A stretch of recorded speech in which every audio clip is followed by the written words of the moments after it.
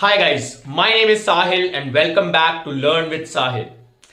अगर आप इस चैनल पे नए हैं तो मैंने एक सीरीज स्टार्ट करी है स्पोकन इंग्लिश के लिए, फंडामेंटल्स की, जिसमें आपको फंडामेंटल्स आपके स्पोकन इंग्लिश से रिलेटेड सारे मैं कवर कराऊंगा इन 15 डेज। ठीक है, आज हमारा डे 6 है। आज हम लोग इज, एम, आर, वॉज और वर के बारे में पढ़ेंगे। अगर आपने पहले वाले वीडियोस नहीं देखे तो एक बार जाके उन्हें देख लीजिए, आपको बेटर अंडरस्टैंडिंग डेवलप हो जाएगी।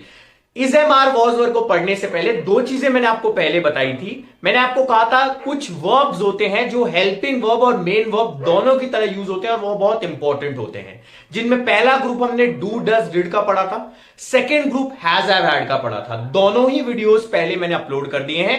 आज हम लोग डे 6 में बात करने वाले हैं इज, एम, आर, वॉज और वर की। ठीक है, तो अब इज, एम, आर, वॉज, वर की बात करने से पहले आप एक बात ये पहले समझिए कि जब भी हम इज, एम, आर, वॉज, वर की बात करेंगे तो हम लोग पहले इन्हें डिवाइड कर दिया है। इज, एम, आर जो है ये हमेशा प्रेजेंट के टाइम को शो करेंगे, यानी प्रेजेंट का सेंस देंगे।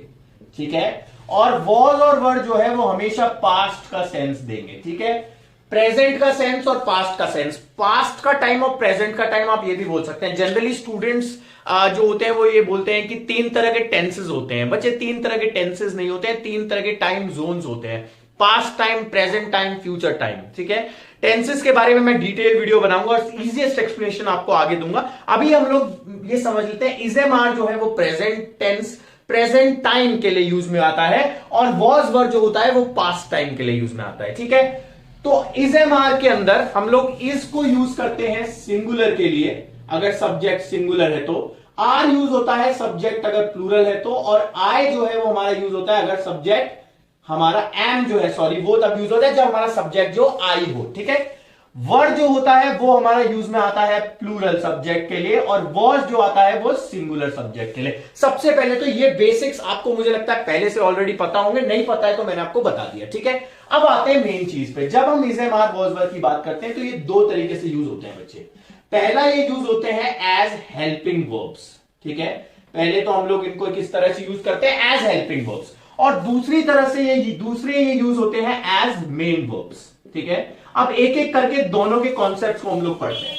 सबसे पहले हेल्पिंग वर्ब्स की बात करते हैं। देखो, मैंने आपको कहा था जब भी कोई वर्ब हेल्पिंग वर्ब बनेगा तो उसके बाद मेन वर्ब आएगा, और मेन वर्ब 4 फॉर्म्स के होते हैं, हमने डिस्कस किए थे, first form, second form, third form और फोर्थ फॉर्म।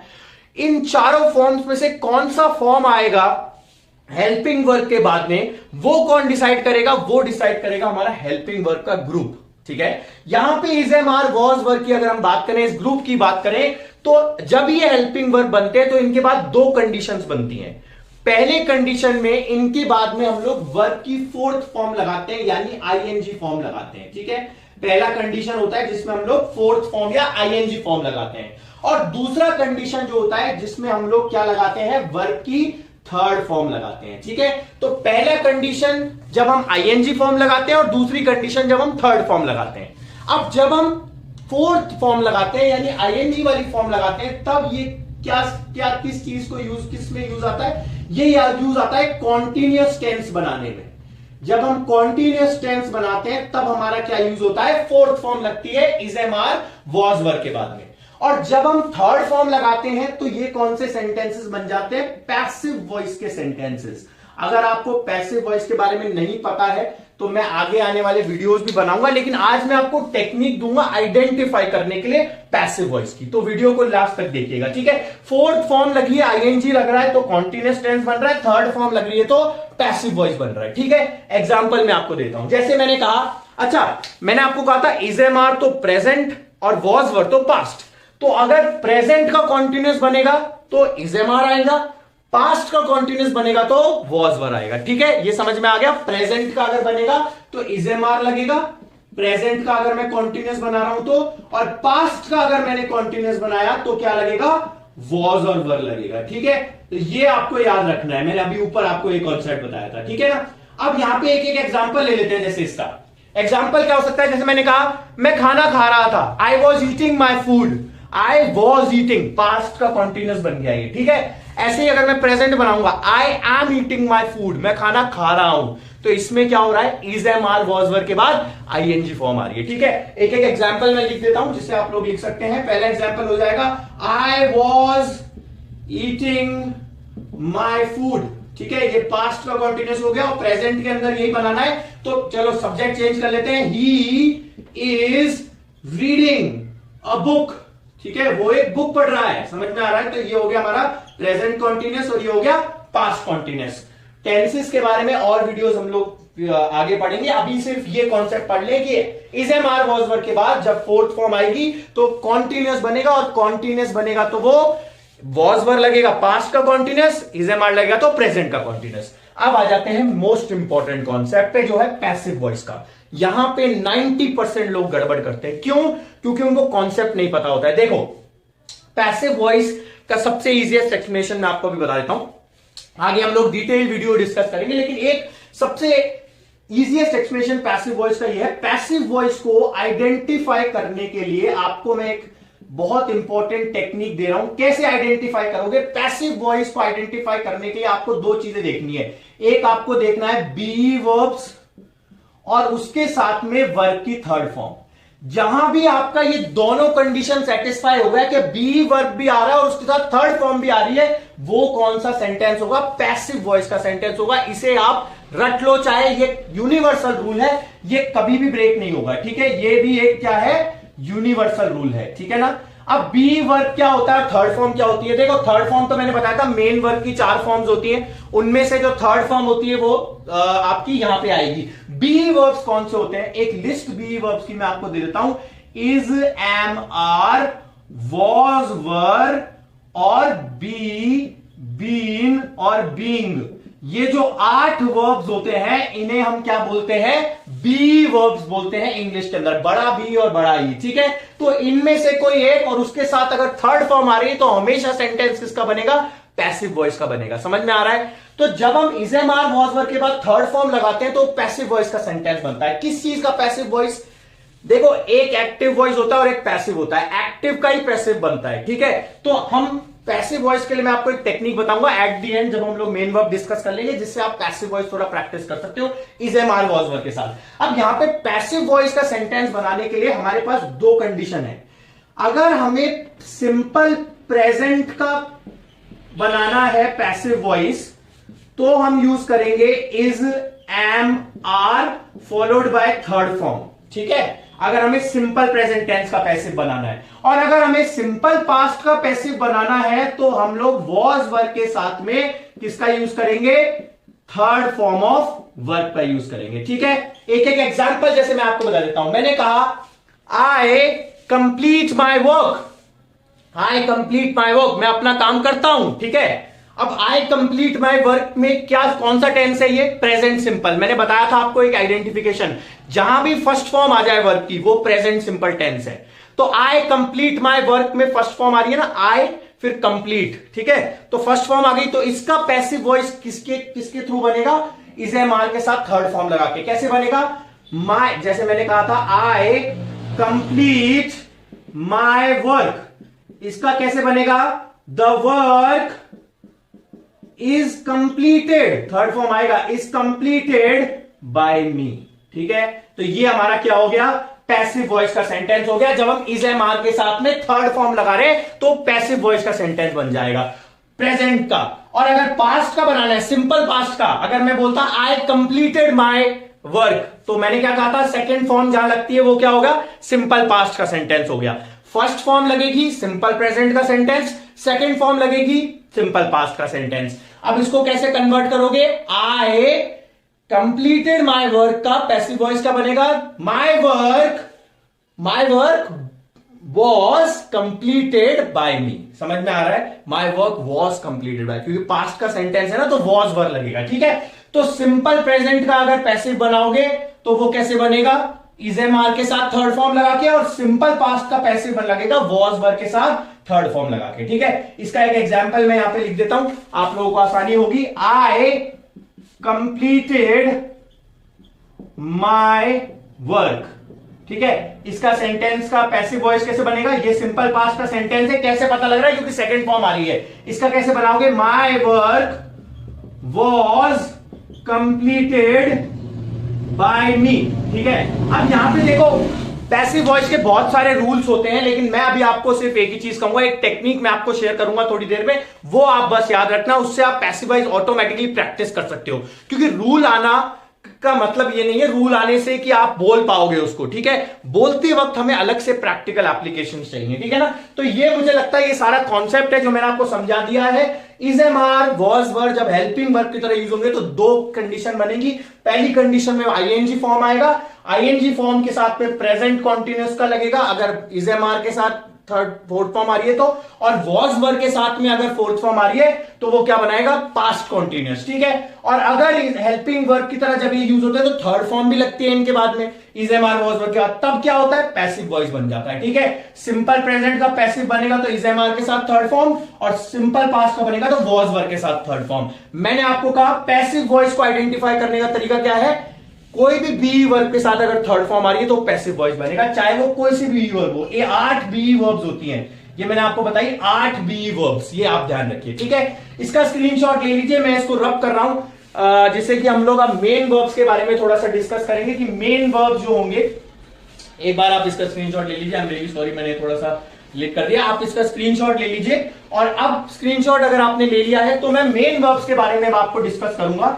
देखो, जब हेल्पिंग वर्ब की तरह हम लोगों ने बात कर लिया, मेन वर्ब की तरह जब हम बात करेंगे तो मेन वर्ब के केस के अंदर क्या होता है कि मेन वर्ब के केस में हमारी दो कंडीशंस बनती हैं। ठीक है, मेन वर्ब के केस में क्या बनती है, दो कंडीशन। यहां पे मैं पैसिव वॉइस को वापस से लिख देता हूं जिससे आप ये थोड़ा सा समझ लें। तो ये तो हो गया हमारा थर्ड फॉर्म, हेल्पिंग वर्ब की तरह यूज हो गया। अब जब मेन वर्ब की तरह हम is am are was verb को यूज करेंगे तो दो कंडीशन बनेगी। पहली कंडीशन बनेगी जब हम एडजेक्टिव्स यूज करेंगे after is am are was verb. ठीक है, और दूसरी कंडीशन बनेगी जब हम एडवर्ब्स यूज करेंगे after is am are was verb. ठीक है, अब देखो एडजेक्टिव्स और एडवर्ब्स क्या है, पहले उसको समझने से पहले एक चीज समझे कि बच्चे मैंने आपको कहा था जब भी किसी सेंटेंस में अगर मेन वर्ब नहीं है तो हेल्पिंग वर्ब भी मेन वर्ब बन जाएगा। ठीक है, तो is am are was verb के बाद में अगर कोई मेन वर्ब नहीं आ रहा है तो वो ऑटोमेटिकली खुद ही मेन वर्ब बन गए। ठीक है, तो क्या आ सकता है उनके बाद में, या तो एडजेक्टिव आ सकता है या एडवर्ब आ सकता है। ठीक है, एडजेक्टिव क्या होता है, एडजेक्टिव्स होते हैं वो वर्ड्स जो हमें किसी नाउन की क्वालिटी को बताते हैं। ठीक है, जैसे मैं एक सेंटेंस लेता हूं, मैंने कहा ही इज क्यूट। ठीक है, अब यहां पे ही इज क्यूट में देखो ही सब्जेक्ट है, इज मेरा मेन वर्ब है और क्यूट क्या है, मेरा एडजेक्टिव है। किसके बारे में बता रहा है, ही के बारे में, सब्जेक्ट के बारे में बता रहा है। ठीक है, तो यहां पे हमारा ये कौन सा कंडीशन बन गया, जब हम किसी सब्जेक्ट के बारे में कुछ बताना चाहते हैं, उसकी स्पेशलिटी क्वालिटी, तब हम क्या यूज करेंगे, is am are was verb को as a main verb use करेंगे। ठीक है, इसके साथ में एक पास्ट का सेंटेंस भी बना लेते हैं। ये सेंटेंस तो किसका था, प्रेजेंट का था। पास्ट का सेंटेंस बनाते हैं, मैंने कहा ही, या ही को चलो छोड़ो, I am intelligent, I am intelligent. ठीक है, अब देखो आई एम इंटेलिजेंट में एम जो है वो मेरा मेन वर्ब बन गया और इंटेलिजेंट क्या है, ये हमारा एडजेक्टिव है। समझ में आ रहा है, तो ये आपको जब भी आप सब्जेक्ट के बारे में क्वालिटी बताना चाह रहे हैं या सब्जेक्ट के बारे में बताना चाह रहे हैं, तब उस केस में क्या होता है, is am are was verb के बाद एडजेक्टिव आता है। ठीक है, तब ये मेन वर्ब की तरह यूज होते हैं। क्लियर। दूसरा केस बनता है एडवर्ब का। अब ज्यादातर स्टूडेंट्स को एडवर्ब में थोड़ी प्रॉब्लम आती है कि एडवर्ब होते क्या है। मैं आपको एक छोटी सी 2 मिनट में आपको एक्सप्लेन कर देता हूं। एडवर्ब सबसे इजी एक्सप्लेनेशन क्या होगा, देखो एडवर्ब कुछ नहीं होता, adverb is the answer of MPTR। ठीक है, एडवर्ब क्या है, adverb is the answer of MPT और R। MPTR का मतलब क्या है, M stands for manner, P stands for place, T stands for time और R स्टैंड्स फॉर रीजन। ठीक है, अब ये क्या क्या है मैं आपको एक सेंटेंस में, आने वाले वीडियो में मैं आपको एडवर्ब डिटेल में बताऊंगा, लेकिन एक सेंटेंस में मैं आपको क्लियर कर देता हूं एडवर्ब क्या होता है। एडवर्ब होता है मैनर, प्लेस, टाइम और रीजन का आंसर। अगर किसी क्वेश्चन में हमें इन चीजों का आंसर मिल रहा है कि सब्जेक्ट ये वर्ब ये सब चीजों को सेटिस्फाई, तब हम क्या ही बोलेंगे, वो एडवर्ब है। जैसे एक सेंटेंस में आपको बताता हूं, मैंने कहा ही वॉज, इस सेंटेंस को बहुत अच्छे से समझिए, आपको एडवर्ब पूरी तरह से समझ में आ जाएगा। He was walking in the garden, in the garden, पहले हम लोग करते हैं he was walking slowly, I am really sorry, he was walking slowly, क्योंकि सिमेट्रिकली करेंगे, he was walking slowly in the garden at 9 AM due to rain. इस sentence को आप समझ गए तो एडवर्ब में आपको एक बार में समझ में आ जाएगा। देखो सेंटेंस में ही सब्जेक्ट है, वॉज हमारा हेल्पिंग वर्ब है, वॉकिंग आईएनजी फॉर्म। मैंने आपको क्या अभी बताया था, जब कॉन्टिन्यूअस टेंस बनता है आईएनजी फॉर्म लगता है is am are was verb के बाद, तो ये प्रेजेंट पास्ट का कॉन्टिन्यूअस हो गया, वॉज वॉकिंग। ठीक है, स्लोली क्या है बेटा, स्लोली है एडवर्ब ऑफ मैनर। कैसे चल रहा था वो आदमी, धीरे चल रहा था, एडवर्ब ऑफ मैनर। ठीक है, इन the garden, in the garden क्या है, एडवर्ब ऑफ प्लेस। कहां पे चल रहा था, गार्डन के अंदर, तो in the garden adverb of place. At 9 AM, 9 AM क्या है, टाइम, कितने बजे चल रहा था और किस वजह से चल रहा था धीरे, रीजन ड्यू टू रेन। तो वो धीरे चल रहा था गार्डन में, he was walking slowly in the garden at 9 AM due to rain. ठीक है, तो इसमें हमारे सारे एडवर्ब क्लियर हो गए। तो जब भी आप सेंटेंस के अंदर, जब भी आप is am are was verb को मेन वर्ब की तरह यूज करेंगे तो या तो उनके बाद एडजेक्टिव आ सकता है या एडवर्ब भी आ सकता है। जैसे एक सेंटेंस अब मैं बताता हूं एडवर्ब वाला, ही वॉज देयर। अब ही वॉज देयर क्या है, देयर यहां पे क्या है, देयर है एडवर्ब ऑफ प्लेस। समझ में आ रहा है, तो यहां पे क्या हुआ, वॉज क्या है हमारा, मेन वर्ब की तरह यूज हो रहा है। समझ में आ रहा है, वॉज हमारा किसकी तरह यूज हो रहा है, मेन वर्ब की तरह यूज हो रहा है। ऐसे ही आप इज एम आर का भी बना सकते हैं, that he is there, he is there भी आपका क्या हो जाएगा, मेन वर्ब की तरह। तो जब भी आप adverb of manner, place, time और रीजन, ये चारों एडवर्ब में से कोई एडवर्ब आपका आ सकता है is am are was verb के बाद, जब वो मेन वर्ब की तरह यूज होंगे। ठीक है, तो मेन वर्ब की दो कंडीशन बता दी, या तो एडजेक्टिव की तरह यूज होगा या एडवर्ब की तरह यूज होगा। और हेल्पिंग वर्ब में भी दो कंडीशन है, या तो आईएनजी फॉर्म आएगा या फिर थर्ड फॉर्म आके पैसिव वॉइस बनेगा। ठीक है, अब मैं आपके साथ एक टेक्निक शेयर करता हूं पैसिव वॉइस की। देखो पैसिव वॉइस को मैंने आपको कहा आइडेंटिफाई करने का सबसे अच्छा तरीका क्या है, बी के साथ, बी वर्ब के साथ में थर्ड फॉर्म। बी वर्ब होती है 8, is am are was verb तो होता ही है, उसके साथ बीई, बीन और बीइंग। ठीक है, ये 8 मैंने अभी पीछे बताया था, आपने स्क्रीनशॉट लिया होगा। तो ये 8 वर्ब्स के साथ जब भी थर्ड फॉर्म आ रही है वो हमेशा पैसिव वॉइस होगा। ठीक है, अब देखो रूल्स आप रट सकते हैं या रूल्स आप पढ़ सकते हैं, लेकिन मेरा मानना यह है कि रूल को याद करने से ज्यादा है ऑब्जर्व करो। अगर आपका ब्रेन बार बार किसी चीज को ऑब्जर्व करेगा तो वो ऑटोमेटिकली उस लैंग्वेज को कैच कर लेगा। बचपन में आपने अपनी नेटिव लैंग्वेज भी ऑब्जर्व कर करके, सुन सुन के, बार बार ऑब्जर्व करके सुनी थी या सीखी थी। ठीक है, तो यहां पे भी आपको यही करना है। टेक्निक क्या करनी है, कोई भी एक आर्टिकल ले लो या कुछ भी ले लो जो आप जो भी आप समझ में आता है आपको पढ़ लो, स्टोरी बुक ऑनलाइन पढ़ लो, कहीं पे भी पढ़ लो।